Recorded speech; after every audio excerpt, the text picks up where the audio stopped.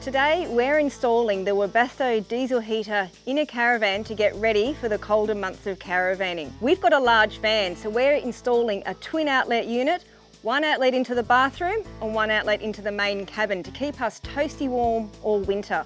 It's important before you start a big install like this, you lay everything out on the table so you know what you've got, you've read the instructions, that is pretty important, and you've got everything ready to go. If you're handy on the tools, you can do this install yourself with some basic tools at home. With gas, you need a licensed installer to complete the installation, but diesel, you can do it yourself. All right, let's get started. We'll see what we've got and we'll get underway. So we have our fuel pump and fuel lines. Make sure you have all the little clips for all of your hoses before you start the job. That's your exhaust muffler.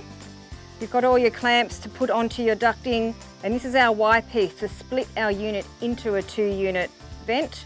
You will need a hole saw and some basic tools to complete this installation. Measure up your base plate. Make sure your chassis rail does not run underneath the base plate because it needs to vent under the van. So you've got your timer.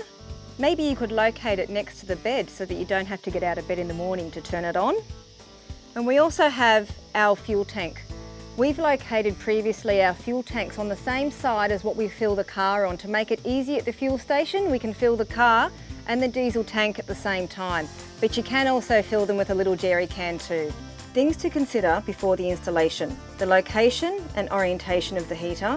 Consider where you want the controller. We put ours next to the bed for ease of use. The Webasto installation manual is simple and easy to read, perfect for the home handyman to follow.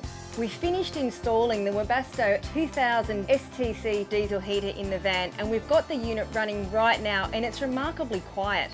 If you're looking for a high quality, reliable diesel heater, then the Webasto is the way to go.